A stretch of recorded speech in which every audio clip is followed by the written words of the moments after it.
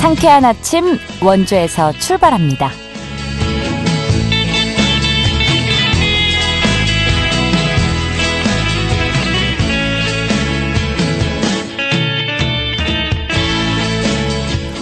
안녕하십니까. 4월 1일 화요일 KBS 원주방송국에서 보내드리는 상쾌한 아침 원주에서 출발합니다.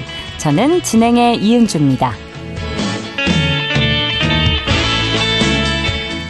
4월의 첫날이자 화요일인 오늘 대체로 맑고 봄 기운이 완연한 가운데 낮과 밤의 기온차가 크게 벌어지겠습니다.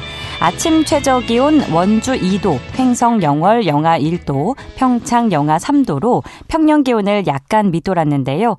낮 최고 기온은 17도까지 올라 일교차가 15도 이상 크게 벌어지겠습니다. 감기 걸리지 않도록 옷차림 신경 써주시고요. 미세먼지 농도는 좋음에서 보통 수준 예상됩니다. 하지만 여전히 곳곳에 건조주의보가 내려진 상태인데요. 바람도 강하게 불어서 불조심해 주셔야겠습니다. 오늘 준비한 소식입니다. 경북 의성에서 시작된 산불, 그야말로 국가 재난 수준을 방불케 했는데요. 건조주의보가 내려진 강원도도 여전히 안심할 수는 없는 상황입니다. 소 잃고 외양간 고치는 일이 없도록 관련 내용 미리 점검해보고요. 밥상공동체 종합사회복지관이 주민들이 모여 다양한 활동을 펼칠 수 있도록 지원하는 주민동아리 지원사업 우리도 동아리를 올해 새롭게 추진합니다. 리포터 코너에서 전해드립니다. 끝으로 취재기자 연결해 도내 주간 주요 이슈 점검해보도록 하죠. 4월 1일 화요일 상쾌한 아침 원주에서 출발합니다.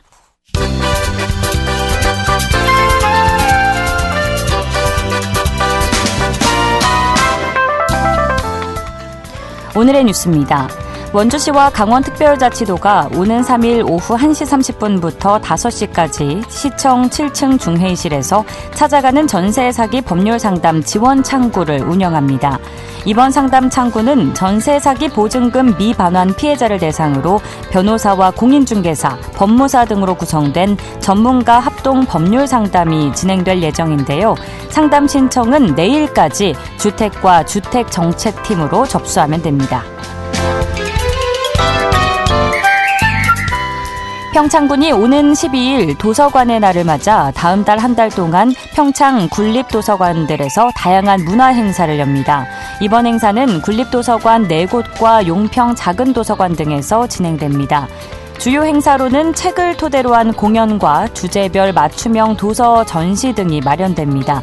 또 신규 회원 선물 증정과 도서관 방문 도장 찍기 등 도서관 이용 장려를 위한 행사도 추진합니다.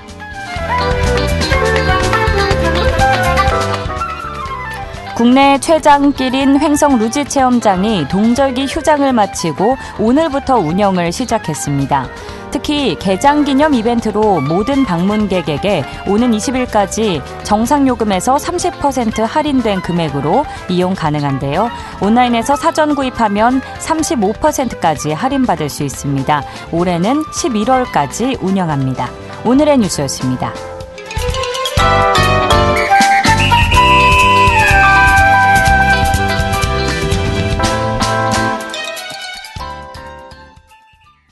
상쾌한 아침 원주에서 출발합니다. 함께하고 계십니다. 여전히 전국이 산불의 공포에서 벗어나지 못하고 있는 가운데 경북 의성에서 최초 발화된 이번 산불, 최악의 산불로 기록이 됐죠. 이런 가운데 건조특보가 계속해서 발효되고 있는 강원도도 여전히 안심할 수 없는 상황인데요. 국가위기관리연구소 권설아 센터장과 관련 이야기 나눠보겠습니다. 센터장님 안녕하십니까? 예, 안녕하세요. 네, 인명과 재산 피해 모두 역대 최악의 산불로 기록이 됐죠. 의성군에서 성묘객 실화로 발생해서 경북 북동부 5개 시군으로 확산된 산불이 발화 213시간여 만인 지난 30일 주불진화를 모두 마쳤다고 중대본이 공식 발표를 했는데요. 자, 이번 산불로 피해를 본 영향구역은 총 4만 8천여 헥타르로 추산이 됐고요. 그동안 경계를 맞댄 우리 강원도도 초긴장 상태일 수밖에 없었는데 이번에 발생한 산불 좀 어떻게 보고 계실까요? 네, 영남 여러 곳에서 동시다발로 초대형 산불이 발행해 국가 재난 수준의 피해를 낳았죠. 현재까지 산불 영향구역이 말씀해 주신 대로 총 4만 8천 헥타르를 훌쩍 넘었고 인명피해도 75명에 이를 정도로 심각합니다. 예. 축구장 수만 개 넓이의 산림이 불탔고 수많은 주민들이 대피하거나 삶의 터전을 잃었죠. 특히 올봄 영남 지역은 이례적으로 건조하고 강풍이 지속되는 최악의 조건이 겹쳤습니다. 지구온난화로 실효습도가 낮아진 데다가 봄철 강수량마저 평년 대비 절반 수준에 그쳐 산불 위험성이 높아진 상태였습니다. 이런 가운데 작은 불씨가 곳곳에서 큰 불로 번지게 되면서 이번 산불은 한 지역에 국한되지 않고 영남 전역을 휩쓴 전례 없는 산불 재난이 되었다고 평가할 수 있는데요. 결국 기후변화로 인한 초대형 산불 위험이 현실화된 사례다라고 볼 수 있겠습니다. 예, 사실 역대 가장 피해 규모가 컸던 산불이라고 한다면 강원도 강릉 동해 삼척 고성 등을 초토화시켰던 2000년 4월 산불을 아직 기억하고 계신 분들 많으실 것 같은데 그동안 우리나라에 큰 산불이 났다고 하면 주로 동해안 쪽이죠. 그러니까 바다를 낀 강원도 지역이었지 않나 싶어요. 어떤가요? 네, 우리가 과거 봄철 대형 산불하면 주로 강원도 동해안 지역을 떠올렸습니다. 네. 동해안 산불은 보통 동해를 끼고 발생해 양간지풍 같은 높새바람 영향으로 북상하거나 남하하는 양상이었거든요. 그런데 이번 영남 산불 같은 경우는 내륙의 산악지대에서 시작돼 사방팔방으로 확산되는 차이가 좀 있었습니다. 경북 의성에서 시작된 이 불이 경북 북부 여러 시군을 거쳐 100km 이상 번져나가 동해안까지 사실 위협을 했을 정도로 확산 범위가 훨씬 광범위했죠. 예. 동해안 산불이 주로 해안선을 따라 번졌었다면 영남 산불 같은 경우는 산악 내륙을 가로질러 다수의 지역에 동시 피해를 준 것입니다. 또 피해 양상도 좀 차이가 있는데요. 예. 과거 동해안 산불은 인명피해는 비교적 적었으나 이번 영남 지역 같은 경우에는 인명피해가 70여 명에 이를 만큼 인적 피해가 좀 컸습니다. 이 산불 확산의 직접 원인이 된 팬 현상도 강원도와는 달리 영남 내륙 지역에서 나타났고요. 이 영남 지역에 고온건조한 바람이 불어 불길을 키운 걸로 강원도 동해안의 높새바람인 양간지풍과 좀 유사한 현상입니다. 다만 이 영남 지역은 예년 대비 강수량이 50에서 60%에 불과할 정도로 극심한 가뭄에 시달려 산불 위험성이 사실 높았는데요.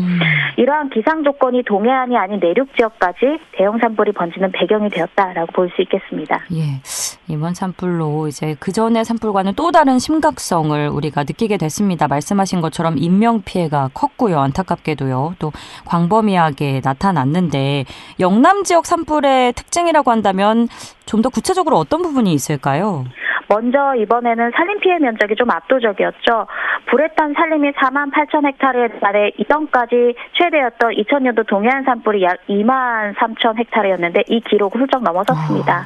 단일 산불로는 경북 의성이 산불 영향구역이 12,000 헥타르 이상 태워서 역대 최대 피해를 남겼거든요. 예. 그리고 불길의 확산 속도도 전례 없이 빨랐습니다. 산불이 시간당 8.2km 이상 번져나가면서 산불 진화대가 속수무책이었는데 이는 관측 이래 가장 빠른 수준이라고 합니다. 실제 초속 10m 안팎의 태풍급 강풍 속에 비화 현상까지 발생해서 불씨가 수백 미터씩 날아가는 통에 곳곳에 또 새로운 불이 옮겨 붙었고 이처럼 불이 뛰어가는 산불을 진압하기란 매우 어려웠습니다. 인명피해 측면에서도 1987년 이후 최대 인명피해 산불로 기록됐습니다. 또 산불이 일주일 가까이 장기화된 점도 특정입니다. 불길이 워낙 거세 초반에 잡지 못한 데다가 마침 기대했던 단비마저 충분히 내려주지 않아서 불길이 장기화되면서 피해가 커졌죠. 요약하자면 동시다발적인 발생, 초고속 확산, 광범위한 피해, 최대 인명피해가 겹치게 되면서 사상 최악의 산불이 되었다라고 볼 수 있겠습니다. 네, 설명해 주시는 걸 들을수록 역대 최악의 산불의 요인을 다 갖추고 있지 않나 싶은데 이 대형 산불 확산에 영향을 미치는 주요 요인이 뭐 몇 가지가 있다고 한다면 2000년 강원도 산불대를 비롯해서 이번 영남 지역 산불에도 정확히 맞아떨어졌다고 해석을 해봐도 될까요? 과거 대형 산불들과 공통적으로 나타내는 패턴이 이번에도 반복이 사실 되었는데요. 네. 이 건조한 봄 기온과 강풍이 겹친 상황에서 작은 불씨가 큰 불로 번졌다는 점이 비슷합니다. 예컨대 2000년 강원 동해안 산불로 봄철 극심한 가뭄과 높새바람 속에서 시작되어 열흘 가까이 이어졌는데 그 당시 쓰레기 소각 중 튄 불씨가 산으로 옮겨 붙으면서 대형 산불로 확대됐죠. 그 결과 약 2만 3천 헥타르에 따르는 산림이 잿더미가 되었는데 사실 이번 산불 역시 성묘객 불씨 등 작은 실화에서 시작됐다는 점에서 그 맥락은 같습니다. 또 한 번 대형 산불이 발생하면 진화에 오랜 시간이 걸리고 피해 규모가 막대해진다는 공통점도 있습니다. 2000년대에 산불이 그랬었고 최근 2022년 울진 삼척 산불도 약 9일 동안 타오르며 2만 헥타르의 산림을 소실시켰거든요. 결국 봄철 건조한 기후와 강한 바람, 초기 진화 실패라는 조합이 반복될 때 대형 산불로 이어진다는 걸 우리는 과거 사례들과 이번 산불 모두 잘 보여주고 있습니다. 불이 일단 나서는 안 되겠고요. 작은 불씨도 조심해야겠지만 이제 불이 발생을 하면 초기 진화가 중요한데 이번에 강원도 산불 현장에 이제 투입되는 산불 진화대원들의 고령화 문제가 더불어서 이제 제기가 됐습니다. 산불 진화대원들의 전문성을 높이기 위한 방안 마련이 시급하다는 목소리가 나오는데 어떤 의견이실까요? 네, 현재 산불 진화를 맡은 인력의 상당수가 사실 임시고용으로 되어 있고 고령화가 높은 감시원들로 구성이 되어 있습니다. 실제로 산림청 산불 진화 인력 2만 명 중 전담 공무원이나 특수 진화대 등 전문 인력은 극소수에 불과하고 나머지는 지자체에서 모집한 기간제 감시원 등이라 사실 체계적인 전문 훈련이나 장비 없이 현장에 투입되는 실정입니다. 이러한 구조적인 한계 때문에 전문 대원에 대한 부족 그리고 고령화 문제가 발생하고 결국 초기 진화의 골든타임을 놓치거나 안전사고 위험성이 커지는 악순환이 우려됩니다. 해외 사례를 보면 전문 인력 양성과 조직 운영의 중요성을 알 수 있는데요. 미국은 이미 매년 2만여 명에 달하는 산불 전문 진화 인력을 체계적으로 양성해 현장에 투입하고 있어요. 고도로 훈련된 핫샷팀이나 스모크 점퍼 같은 정예 산불 진압대도 운영하면서 산불 현장 대응력을 높이고 있죠. 일본의 경우에도 소방청 산하의 산불 대응을 전담하는 조직과 체계를 같이 운영하고 있습니다. 산불이 나면 지방소방본부와 중앙소방청이 통합지휘하고 우리나라의 산림청에 해당하는 기관이 정보를 지원하고 실질적인 진압은 전문 소방대가 맡는 일원화된 시스템을 갖고 있습니다. 호주 역시 전국에 자원봉사 산불 소방대가 조직되어 있고 이들이 평소 체계적인 훈련을 받으며 대형 산불 시에는 주 단위의 전문 소방대와 협력해 효과적으로 대응하고 있습니다. 유럽에서도 비상대응 조정센터를 통해서 회원국 간 항공기와 인력을 지원하며 거대 산불에 맞서고 있습니다. 우리도 전문화된 인력을 추진하고 충원하고 조직적인 훈련을 시킬 필요가 있겠습니다. 다양한 나라의 사례를 비교해 주셨는데 그러니까 인력 구조를 비롯해서 산불 대응을 함에 있어서 확실한 지침이나 정책이 필요해 보입니다. 그럼 전문가의 시선에서 정부나 지자체가 좀 시급히 마련해야 할 산불 예방과 대응 체계 대책은 무엇이라 생각하시는지 여쭙고 싶습니다. 무엇보다 산불 대응 체계의 전문화 명확한 역할 분담이 시급합니다. 현재 우리나라 지자체에서는 일반 행정직 공무원들도 직접 산불 현장에 투입돼 진화 작업을 지원하고 있는데 이는 매우 위험하고 비효율적인 방식입니다. 전문성이 부족한 인력이 산불 현장에 투입될 경우 안전사고 위험성은 높아지고 오히려 주민 대피 보호나 같은 필수적인 행정 업무가 제로 이루어지지 않는 문제점이 나타날 수 있어요. 이미 미국이나 일본, 호주, 유럽 등은 산불 대응에서 역할을 철저히 분리하고 있습니다. 진화 작업은 소방당국이나 산불 전문 진화 조직이 맡고 있고 행정공무원은 주민 생명과 재산 보호에 집중을 하고 있습니다. 그렇기 때문에 이러한 사례들을 참조해서 우리나라도 행정직 공무원들의 역할을 산불 진화 현장이 아니라 주민보호 중심으로 명확히 재정립하는 것이 시급합니다. 참 무엇보다 작은 불씨라도 조심해야 할 때가 지금이 아닌가 싶은데 그럼 끝으로 강원도민들께 당부사항 있으시면 말씀 부탁드리겠습니다. 네, 강원도민 여러분들께서는 지난 2000년 동해안 산불, 2019년 고선속초 산불 등 과거 여러 차례 큰 산불을 경험하셨기 때문에 누구보다 산불 피해의 심각성과 산불이 초래하는 삶의 피해에 대해 잘 알고 계시다 생각합니다. 이번 영남 지역 산불로 피해가 커지면서 과거의 기억이 떠올라 더 긴장하고 계실 수밖에 없을 텐데요. 지금 사실 가장 중요한 건 막연한 불안감을 갖기보다는 도민분들이 직접 실천 가능한 구체적인 행동을 통해 지역사회 안전망을 구축하는 겁니다. 우선 도민 여러분들께서는 평상시 마을 단위로 정해놓은 미리 대피 경로와 대피 장소를 다시 한번 점검해 주시고 긴급 상황 발생 시 이웃 간의 연락망을 확인해 주시기 당부드립니다. 산불 발생 초기에 신속한 대피가 인명피해를 최소화하는 가장 중요한 대응입니다. 다음으로 어르신들께서는 대피 상황에 평소 드시던 약을 미처 챙기지 못해 어려움을 겪는 경우가 많거든요. 급한 상황에 필요한 약을 찾기 쉽도록 미리 잘 보이는 장소에 별도로 준비해 두시고 대피 시 신속히 챙겨나가실 수 있도록 가족이나 이웃과 함께 미리 점검해 주시기를 당부드립니다. 강원도나 각 지자체에서는 소방 장비를 점검하고 산불 예방 대비 태세를 다시 한번 철저히 점검해 주시기 바랍니다. 주민들께서도 지자체의 대비 활동에 적극적으로 협력해 주시고 이상 징후 발견 시 빠르게 알려주시기 부탁드립니다. 강원도는 이미 과거의 어려움을 극복하면서 연대와 협력의 힘을 보여준 바 있습니다. 이번에도 마찬가지로 도민 여러분들의 구체적인 실천이나 상호 협력이 강원도의 안전을 지키는 가장 강력한 힘이 될 것입니다. 저희 전문가들도 지속적으로 산불 예방과 대응 전략 강화를 위해 노력하고 지원하겠습니다. 감사합니다. 네, 센터장님 오늘 해주신 말씀 저부터도 잘 새겨 듣겠습니다. 고맙습니다. 감사합니다. 국가위기관리연구소 권설아 센터장이었습니다.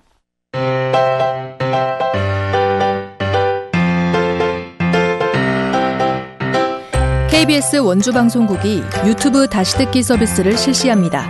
매일 아침 강원 영서남부권의 뉴스와 정보를 전해드리는 상쾌한 아침 원주에서 출발합니다는 KBS 원주라디오 유튜브 채널을 통해 다시 들을 수 있습니다.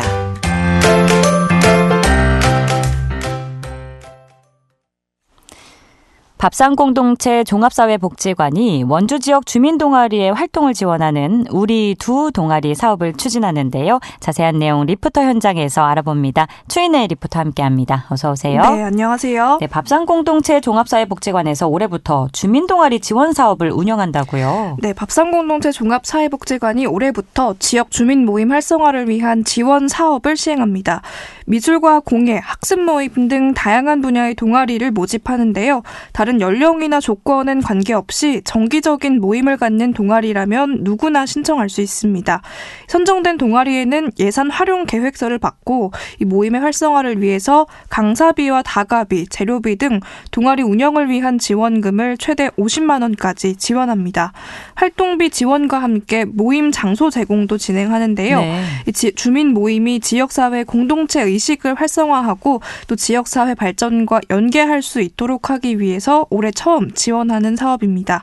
예산 지원과 함께 활동 장소로 복지관 프로그램실을 평일 오전 9시부터 오후 6시 사이에 대여할 수 있도록 하는데요.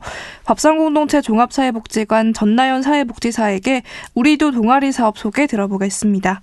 저희 우리도 동아리를 신청하고 싶으시다면 밥상공동체 종합사회복지관 홈페이지에서 신청하실 수 있습니다. 공지사항에서 신청 양식을 작성하고 이메일로 제출하시면 되시는데요. 공예, 원예, 악기뿐만 아니라 환경과 관련된 동아리, 그리고 스터디를 위한 모임 등 다양한 분야에서 활동할 수 있습니다. 예시를 들어보자면 저희 환경 보호를 위해 매주 모여 플로깅 활동을 하거나 재활용 공예를 할 수도 있겠죠. 특히 동아리 활동을 통해서 지역사회와 연계할 수 있다면 더 좋을 것 같은데요. 만든 공예품을 지역사회에 기부하거나 배운 것들을 지역 주민들과 함께 나누는 방식으로 더 의미 있는 활동을 만들어 나갈 수 있을 것 같습니다. 신청 방법은 어떻게 되는지 궁금하고요. 또 주민 동아리 운영이 우리 지역사회에 어떻게 좀 기여를 할 수 있을지도 전해주시죠. 네, 이번 주민동아리 지원 사업 우리도 동아리 신청은 밥상공동체 종합사회복지관 홈페이지를 통해서 할 수 있는데요. 공지사항에서 신청 양식을 다운받아 작성하고 예산 계획서를 작성해 이메일로 제출하면 됩니다. 또는 네이버 폼으로도 간단하게 신청을 할 수 있고요. 신청 후에는 지원 기준을 확인하고 간단한 면접을 거쳐서 최종 동아리가 선정되는데요. 앞서 예시를 들었던 미술, 공예, 악기 등과 같은 동아리뿐만 아니라 환경과 관련된 동아리 혹은 스터디 모임 등 다양한 분야를 가리지 않고 있습니다. 예를 들어 주민이 함께 모여서 그림을 그리는 동아리가 활동을 하면서 이 복지관에서 전시회를 열 수도 있고요. 공예품 제작 동아리의 경우에는 플리마켓을 열어서 활동하면서 만든 공예품을 팔 수도 있습니다. 네. 이렇게 동아리의 활동 결과물을 주민과 나누거나 배운 것을 기부하고 또 지역과 함께 활동을 나눌 수 있도록 하는 게 이 사업의 목적인데요. 밥상공동체 종합사회복지관 전나연 사회복지사에게 앞으로의 계획 들어봤습니다. 지금 동아리를 모집하고 있습니다. 저희가 이제 처음에 동아리를 받을 때 예산 계획서를 먼저 받게 됐는데요. 이제 총 최대 50만 원까지 강사비, 재료비, 다과비에 한해서 지원 예정입니다. 혼자 하면 작심삼일이지만 함께 하면 평생 취미생활이 될 수 있을 것 같습니다. 우리도 동아리에서 같은 관심사를 가진 사람들과 함께하고 활동 지원도 받으면서 즐겁게 모이셨으면 좋겠습니다. 관심 있는 분들의 많은 지원 부탁드리겠습니다. 감사합니다.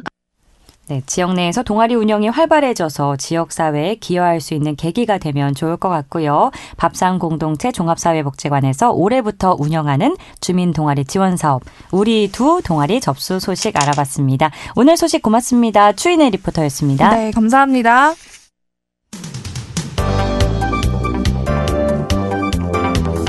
생생한 현장, 유익한 생활 정보를 전해드리겠습니다. KBS 원주라디오 상쾌한 아침 원주에서 출발합니다를 함께하고 있습니다. 취재기자 연결해 주간 도내 주요 이슈 점검해보는 시간입니다. 강원일보 사회체육부 최두원 기자 연결합니다. 최두원 기자, 안녕하십니까? 네, 안녕하세요. 네, 오늘의 첫 번째 뉴스 들어보죠. 강원특별자치도에 제출된 원주공항의 이전과 확충 방안이 제7차 공항개발 종합계획 제안서의 핵심 사안으로 채택이 됐다고요?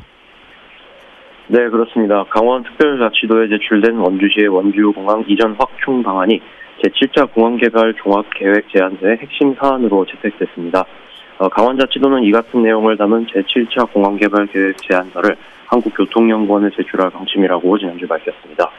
원주시는 앞서 강원자치도의 7차 공항개발 종합계획에 반영할 원주공항 활성화 제안서를 냈습니다. 원주시의 방안은 횡성읍에 있는 현재 여객 청사를 인근의 소초면 둔둔리 일환 95,915제곱미터 규모 부지로 이전하는 것을 핵심으로 합니다.